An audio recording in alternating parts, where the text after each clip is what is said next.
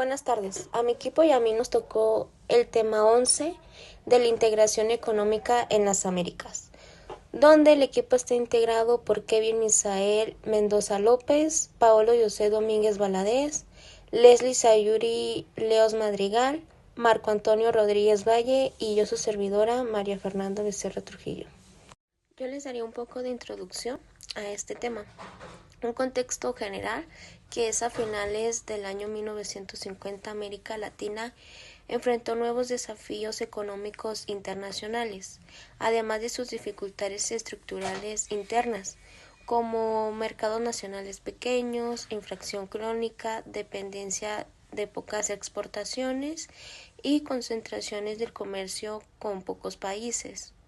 La creación de la Comunidad Económica Europea, que fue en 1957, fue el Tratado de Roma de que en 1957 estableció la CEE, que su política económica fue proteccionista, especialmente con los productos agrícolas.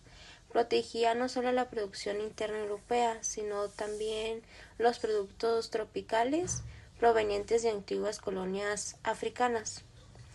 Esto amenazaba gravemente las exportaciones latinoamericanas, principalmente los productos primarios. Y esto provocó problemas de los acuerdos preferenciales entre los países sudamericanos, que existían acuerdos bilaterales de preferencia comerciales, por ejemplo, con Brasil, Argentina, Chile y Perú. Y el GATT prohibió de mantener o ampliar estas preferencias, salvo si se creaba una zona de libre comercio o unión aduanera. Y esto obligó a los países latinoamericanos a pensar en una integración económica formal, aceptadas por el GATT. Y participó aquí la CEPAL, que es la Comisión Económica para América Latina, que ya había hecho estudios sobre la integración regional.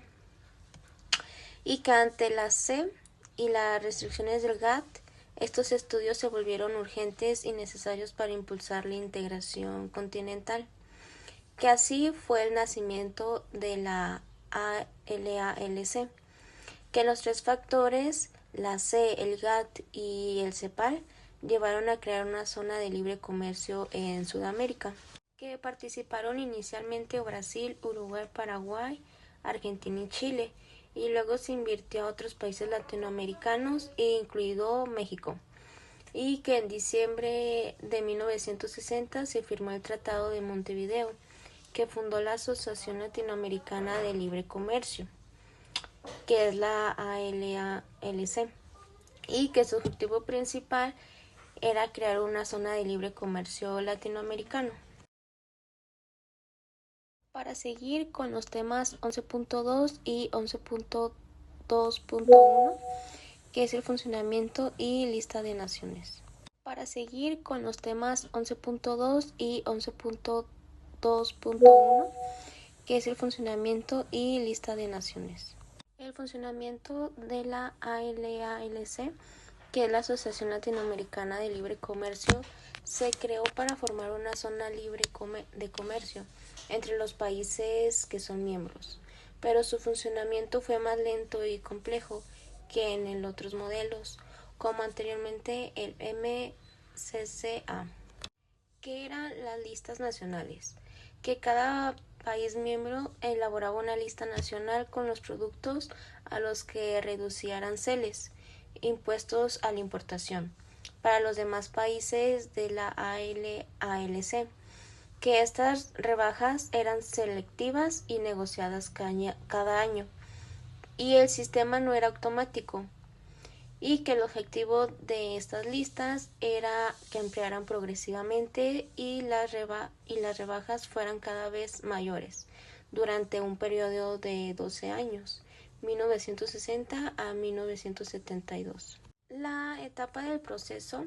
La primera etapa fue en 1960 a 1962, que las negociaciones fueron fáciles porque solo se incorporaron al sistema las preferencias bilaterales antiguas. Y después, que fue en 1963, cuando se agotaron esas concesiones, surgieron problemas para seguir ampliando las listas. Los países empezaron esas concesiones y a resistirse a reducir aranceles, reflejando tendencias proteccionistas. Que así surgieron problemas y consecuencias.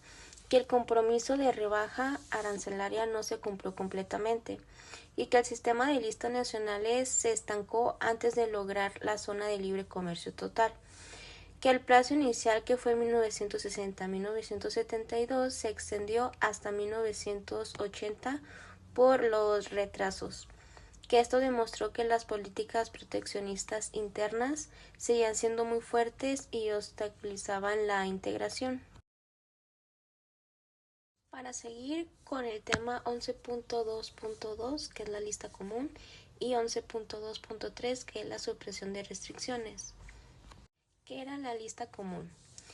Que mientras que las listas nacionales eran concesiones individuales de cada país hacia los demás, la lista común buscaba consolidar y hacer permanentes esas concesiones, que es decir, todo producto incluido en la lista común quedaría libre de aranceles y restricciones para siempre, sin posibilidad de ser retirado, con el propósito de evitar el llamado velo de Penélope, que los países podían tejer y destejer concesiones, o sea que era ofrecer rebajas arancelarias y luego retirarlas, lo que hacía inestable el sistema.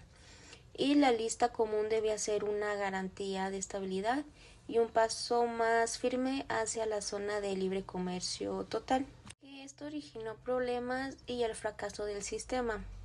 Al principio fue fácil incluir algunos productos, pero pronto surgieron dificultades para ampliar la lista, que los países no se pusieron de acuerdo para avanzar en el segundo tramo en 1967 y el método fue abandonado, que en resumen no se logró consolidar una lista común estable y el sistema quedó estancado. Las restricciones cuantitativas como cuotas de importación o límites de volumen anulaban el efecto de las rebajas arancelarias, que algunos países fueron como Colombia, México y Venezuela, que mantenían estas restricciones cuantitativas. Y se crearon acuerdos de complementación industrial que se crearon como un mecanismo adicional para impulsar la integración, que permitía que dos o más países hicieran acuerdos especiales fuera de las listas para instalar industrias conjuntas aprovechando un mercado más amplio. Los resultados hasta 1980, que estos acuerdos fueron escasos y de poca importancia práctica, que mostraron que era muy difícil crear mercados comunes sectoriales pequeños dentro de una región, que aún no había logrado una integración económica general. Para seguir con mi último diapositiva, que es la 11.2.4, tratamiento más favorable, 11.2.5, que es problemas monetarios, y 11.3, que es un balance general. Los tratamientos más favorables, que fue el Tratado de Montevideo de 1960, reconoció que había grandes desigualdades económicas entre los países latinoamericanos. Por eso creó la categoría de países de menor desarrollo relativo, que inicialmente fue Ecuador y Paraguay y después Bolivia y Uruguay. La ausencia de integración monetaria, que fue el Tratado de Montevideo, no abarcó los temas monetarios, porque América Latina tenía una gran inestabilidad financiera.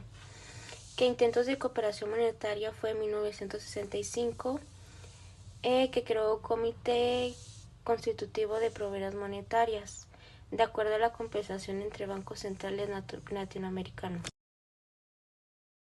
Buenas tardes, mi nombre es Leslie Sayuri Madrigal y hoy les voy a hablar un poco más sobre el Mercosur, un bloqueo económico crucial para la América Latina, y analizaremos su evolución en desafíos y su relación con iniciativas con la LSCA y pues profundizaremos un poco más sobre la evolución desde sus inicios hasta el presente.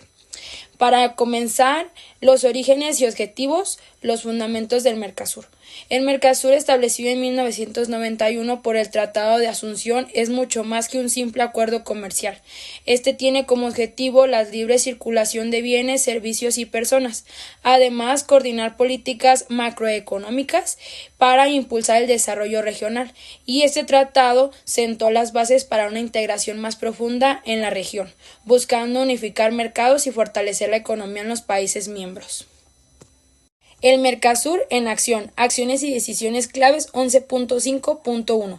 A pesar más que nada de sufrir crisis y desafíos iniciales como la crisis constitucional brasileña en 1992, el Mercosur ha logrado establecer un arancel externo común y una estructura organizativa para facilitar la toma más que nada de decisiones y la implementación de políticas.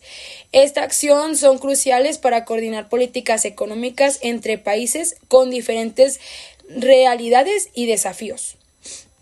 Sin embargo, el Mercosur perseveró. El arancel externo común, por ejemplo, es como un logro significativo que permite a los países miembros negociar un bloque en otras naciones y regiones, y esta lleva a fortalecer su posición en el mercado internacional. Expansión y problemas, retos y oportunidades de la expansión 11.5.2. En el mercado de 2.000 millones de habitantes, el Mercosur tiene una gran potencial, pero también, sin embargo, enfrenta problemas de infraestructura y disparidades económicas que deben ser abordados para maximizar sus beneficios. Estos desafíos son claves para entender el futuro del Mercosur. Porque, ¿qué tipo de problemas de infraestructura creen que pueda enfrentar el Mercosur? Estas carreras y puestos deficientes para los sistemas de comunicación obsoleta. Estas deficiencias dificultan al comercio y la integración efectiva. Además, las disparidades económicas entre los países miembros pueden generar tensiones y desequilibrios que deben ser gestionados cuidadosamente. La relación con el ALCSA. El Mercosur con este es una visión atmosférica 11.5.3. Aunque no se concretó, buscaba refinalizar el comercio en toda América. Influyó en la visión del Mercosur sobre la integración atmosférica. Más que nada, esta visión sigue siendo relevante para las direcciones futuras del Mercosur en el contexto global. Porque más que nada, ¿cómo creen que la idea de ALCA impactó en la estrategia del Mercosur? Ya que esta nunca se materializó.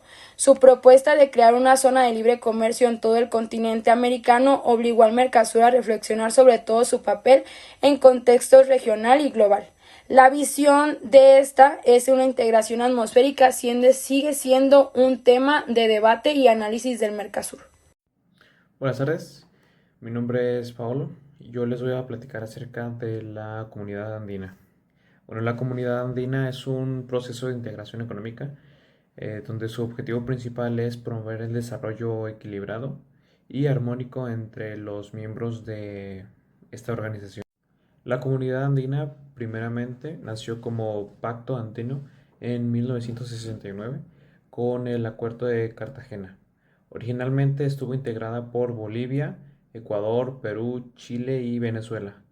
Solo que años después, en 1976 y en 2006 respectivamente, se separaron Chile y Venezuela.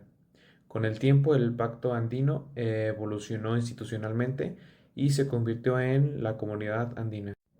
Los objetivos principales que tiene la Comunidad Andina, según el libro de Tamames, es impulsar el desarrollo económico en conjunto, reducir las desigualdades, fortalecer la independencia económica, crear un mercado común andino mediante la eliminación de las barreras arancelarias, comerciales y coordinación de políticas económicas, y promover la cooperación industrial, tecnológica y social entre los países miembros. Ahora seguimos con la organización y coordinación de la CAN. La Comunidad Andina no es un tratado comercial, sino es una organización con instituciones encargadas de poner en práctica y de vigilar el cumplimiento de los acuerdos entre los países miembros. Según el libro de Tamames, los principales órganos son el Consejo Presidencial Presidencial Andino, perdón, el Consejo Andino del Ministerio de Relaciones Exteriores, la Comunidad Andina, la Secretaría General de la Comunidad Andina, el Parlamento Andino y el Tribunal de Justicia de la Comunidad Andina. Así también, Tamames señala que la verdadera integración no solo se logra quitando aranceles, quitando las barreras, sino haciendo compatibles las políticas económicas y los planes de desarrollo de los países. Aquí entra la definición, el concepto de armonizar políticas. ¿Esto qué significa? Es alinear las decisiones de todos de los países miembros para evitar las diferencias internas que afecten el bloque. Por ejemplo, coordinar políticas fiscales, ajustar políticas monetarias, unificar normas sobre inversiones extranjeras, propiedad industrial y comercio exterior, y promover un crecimiento equilibrado en toda la región. A continuación vamos a hablar acerca de la programación industrial, liberación comercial y algunos otros retos adicionales. Vamos a iniciar hablando de la programación industrial. Esto significa planificación de manera coordinada de su desarrollo industrial de todos los países. El objetivo principal de esta organización es desarrollar industrias complementarias, aprovechar el mercado ampliado andino, y fomentar la cooperación tecnológica y productiva y reducir la dependencia de productos importados. Con esto se busca aprovechar mejor los recursos y el mercado regional de cada país miembro. Algunas de las dificultades que menciona Tamames en su libro para lograr la programación industrial es la diferencia de desarrollo industrial entre los países, la falta de financiamiento y tecnología, la competencia interna entre las industrias nacionales en lugar de su cooperación y la burocracia y lentitud en la toma de decisiones del bloque. El programa de liberación habla sobre la eliminación de barreras al comercio entre los países miembros y crear una zona de libre comercio. En conclusión, el objetivo principal es eliminar las barreras del comercio.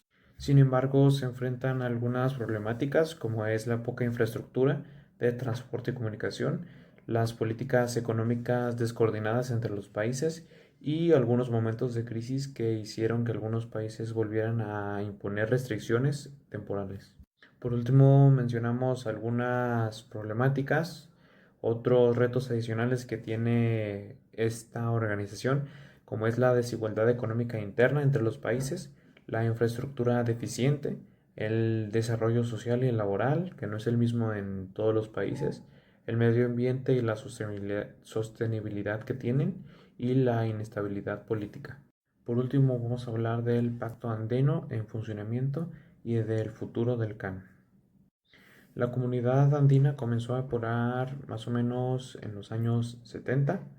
Los avances más visibles fueron la liberación comercial, la eliminación de barreras arancelarias entre los países miembros, o la reducción y la programación industrial que se aplicó parcialmente, donde hubieron proyectos conjuntos, pero muchos no se consolidaron.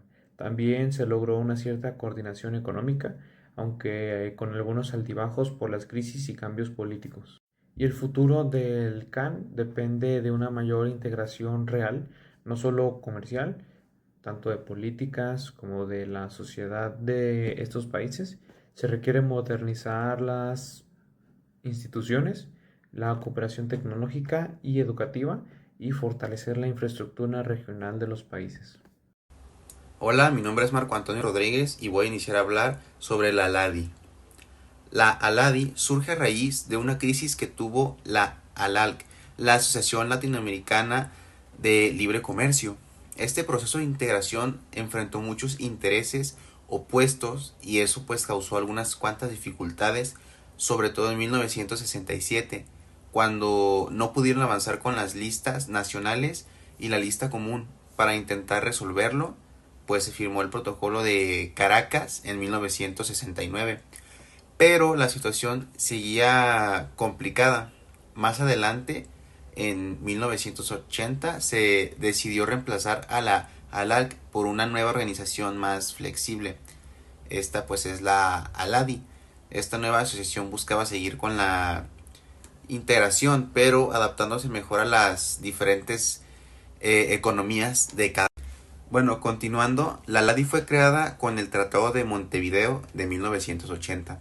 Su objetivo era promover el desarrollo económico y social de la región mediante integración. A diferencia de la LALC, ya no buscaba una zona de libre comercio, sino un área de preferencias económicas, lo que permitía más flexibilidad. Introdujo tres mecanismos principales.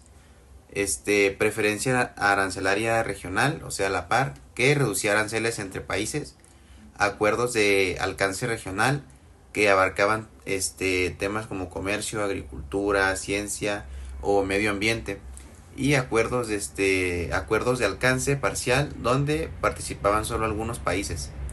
Pues en resumen, la LADI trató de adaptar la integración a la realidad económica de cada país latinoamericano.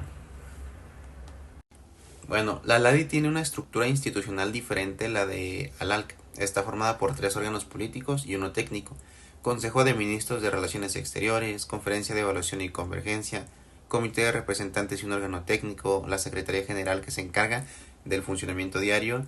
Esta organización buscó que las decisiones fueran más coordinadas entre los países. En esta parte hablamos de cómo ha funcionado la LADI en la práctica. Si observamos el cuadro del comercio intrazonal, se nota que el valor de las exportaciones e importaciones dentro de la LADI ha crecido con el paso de los años. Vemos países como Brasil, Argentina y un México que concentran una parte importante de este comercio, mientras que los países más pequeños tienen una participación más baja.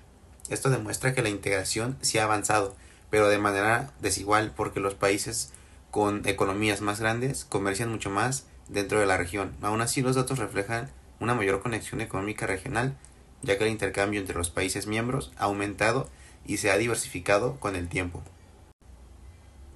La firma del Tratado de Libre Comercio de América del Norte, el TELECAN, en 1994 afectó directamente a la LADI. México, al tener acuerdos preferenciales con Estados Unidos y Canadá, no podía extender esos mismos beneficios al resto de los países de la LADI, porque sería imposible igualar esas condiciones. Esto provocó tensiones dentro del bloque y una pérdida de fuerza en la integración latinoamericana. Se puede decir que el TLC desvió el interés de México hacia el norte y debilitó el papel de la LADI. El Grupo de los Tres fue un acuerdo entre México, Colombia y Venezuela, firmado en 1994. Se creó como una respuesta a la lentitud y burocracia de la LADI.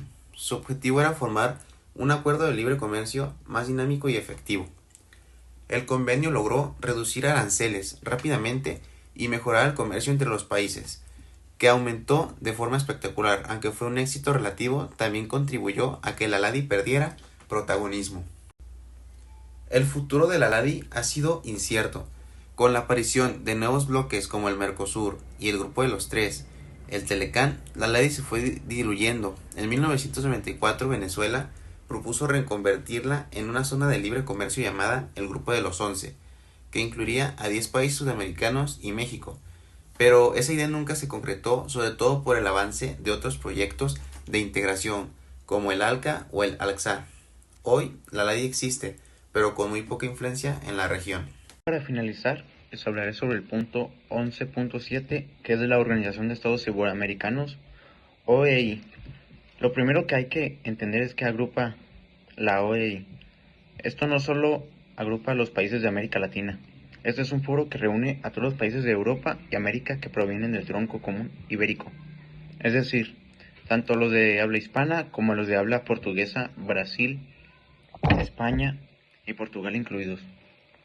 Este foro se consolidó a partir de 1991, cuando comenzaron a celebrarse las cumbres iberoamericanas de jefes de estados y presidentes de gobierno.